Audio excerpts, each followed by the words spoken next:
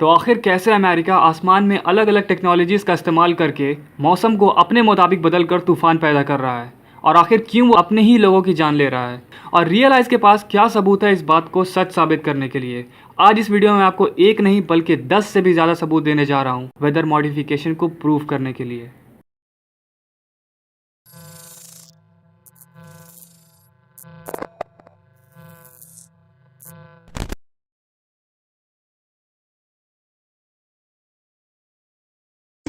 अगर आप सोच रहे हो कि भला कोई इंसान मौसम यानी वेदर को कैसे कंट्रोल कर सकता है, तो इसका मतलब आपने मेरी पिछली वीडियो अब तक नहीं देखी, जो कि इस वीडियो की पार्ट 1 है।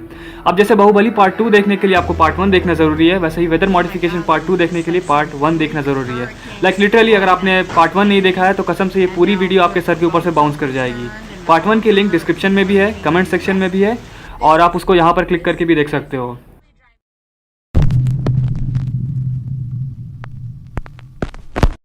Number 1, director of CIA announcing the use of Jio engineering.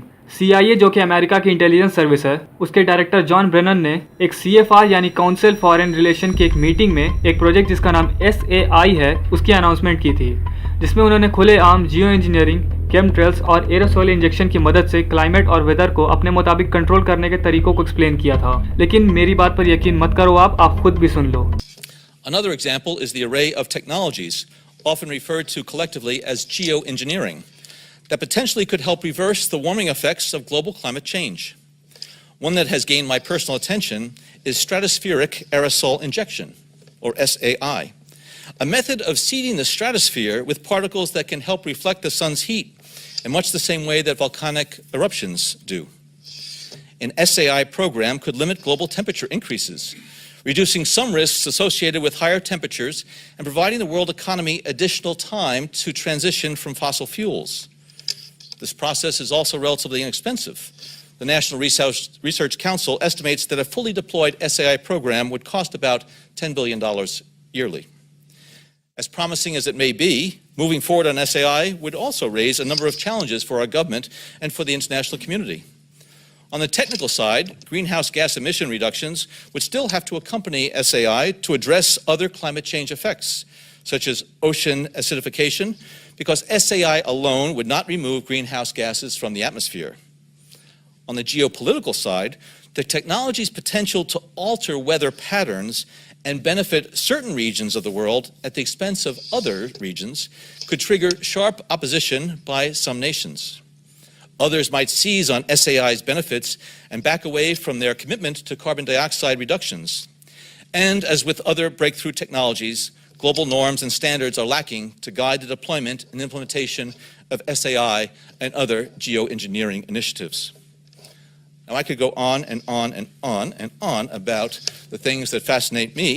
एक रिक्वेस्ट है आपसे कि इस वीडियो में नंबर 10 पर मैंने जो प्रूफ डाला हुआ है उसको आप ज़रूर देखें। लाइक अगर उसको नहीं देखा आपने तो समझो कि आपने इस वीडियो में कुछ भी नहीं देखा है।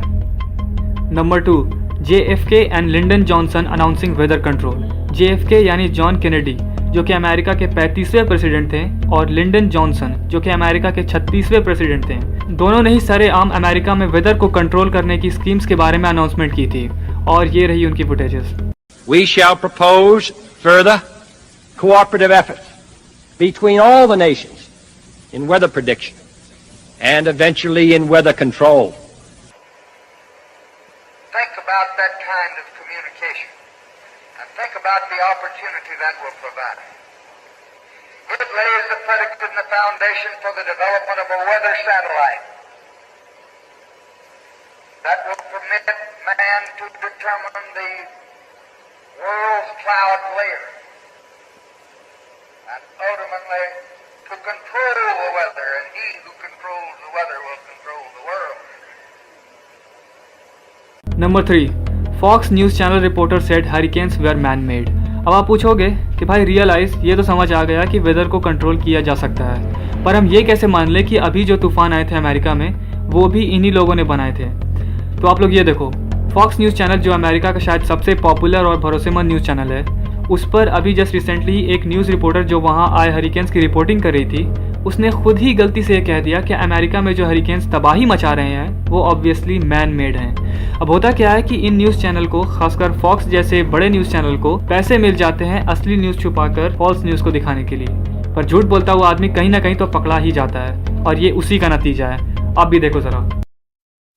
In a shelter and they're laying on cots and the water is rising around them as they're sleeping. So this is what the president obviously has on his mind as he heads to Missouri and tries to move forward with some of the agenda while he lets everybody on the ground do the work that they are well equipped to do. You know, it's an obvious man-made, I mean not man-made, natural, incredible disaster that Texas is dealing with.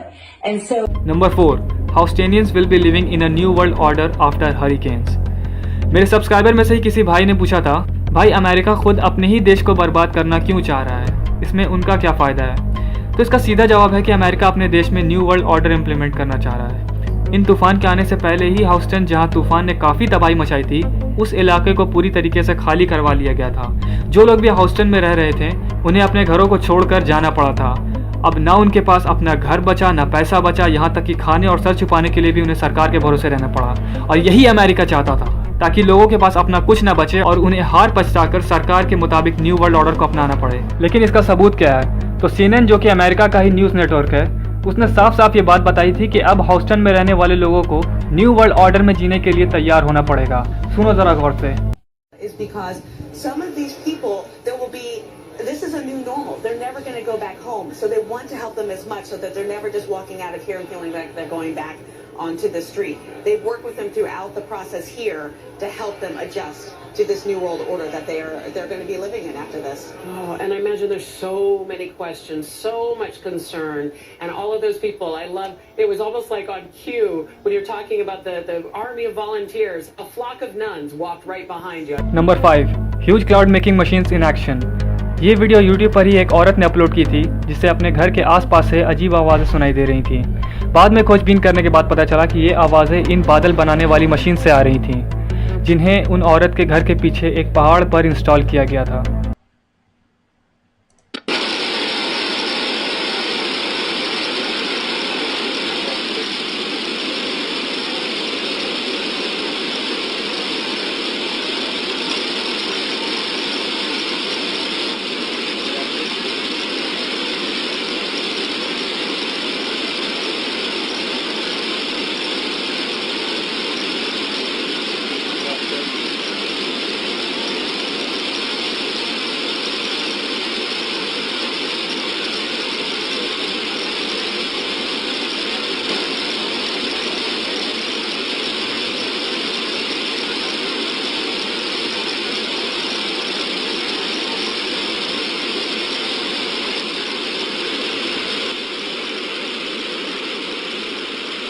I sure do see clouds like this very often.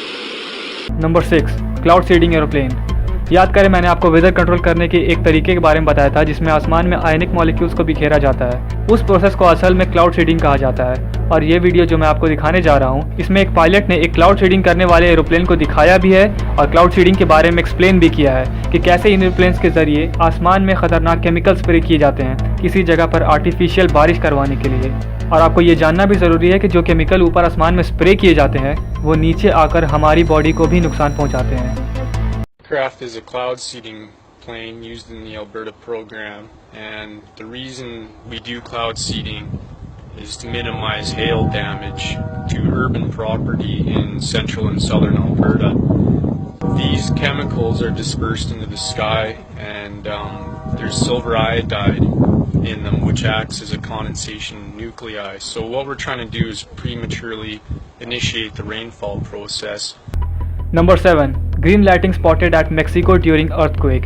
आप लोगों को पता होगा कि अभी just 1-2 हफ्ते पहले Mexico में एक खतरनाक अर्थक्वेक यानी भूकंप आया था, लेकिन इसी दौरान कुछ लोगों ने अजीब किस्म की बिजली को आसमान में चमकते हुए देखा, जो कि हरे रंग की थी और वो ज़मीन से आसमान की तरफ जा रही थी, यानी उन्हें ज़मीन से आसमान में भेजा जा रहा था। इसकी वजह है प्रोजेक्ट हार्प, जो कि एक ऑफिशियल प्रोजेक्ट है जिसकी मदद से अमेरिका दुनिया के किसी भी देश के वेदर को यानी मौसम को अपने मुताबिक कंट्रोल कर सकता है। इस प्रोजेक्ट के ज़रिए रेडार की मदद से एनर्जी भेजी जाती है हमारे एटमॉस्फेयर में उसको हीट करने के लिए। A young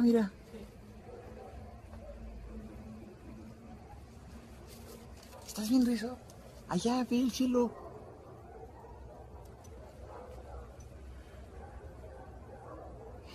Ah, claro, es la cosa solar. ¿Eh? Sí, vámonos. Vámonos rápido. Ponte más. Number 8, scary clouds found in an unknown region of America. आपने कभी आज तक अपनी ज़िंदगी में इस तरीके के डरावने बादल देखे हैं? नहीं ना, क्योंकि ये बादल असली है ही नहीं, इन्हें मशीन्स में बनाया गया है, जिस वजह से इनकी शेप बिगड़ गई है। ये वीडियो अमेरिका में ही किसी औरत ने रिकॉर्ड की है, लेकिन ये वीडियो एग्जैक्टली किस वक्त और कहाँ रिकॉर्ड की गई है ये मैं नहीं बता सकता आपको। Guys, this is real. Straight from a horror movie. It is? No, I'm just saying it looks like one. And it's moving so fast. Look! I know. It's the official Hell vs. Heaven.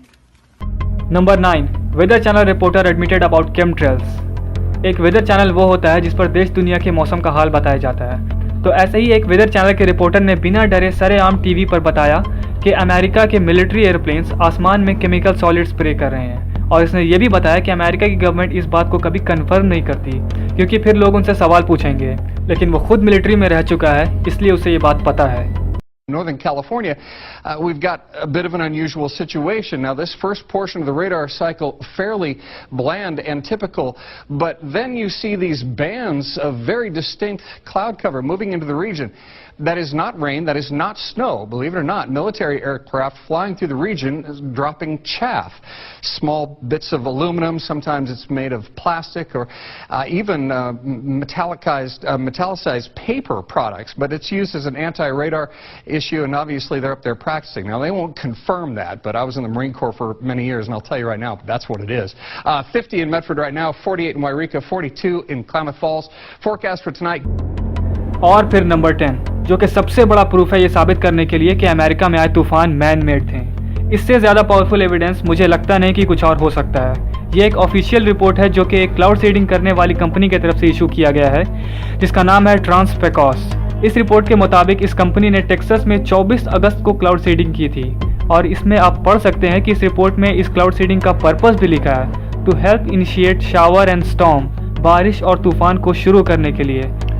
अभी भी मेरे पास 13 और proofs बाकी हैं आपको दिखाने के लिए, लेकिन ये वीडियो इतने में ही काफ़ी लंबी हो गई है, इसलिए मैं हो सकता है कि इसका एक पार्ट 3 भी बनाऊं। तो वीडियो को लाइक करना बिल्कुल ना भूलें, और अगर आपको लगा हो कि मैंने कुछ सॉलिड चीज़ें दिखाई हैं आपको आज, तो चैनल को सब्सक्राइब करना बिल्कुल ना भूलें, क्योंकि चैनल की हालत अभी पूरी चल रही है।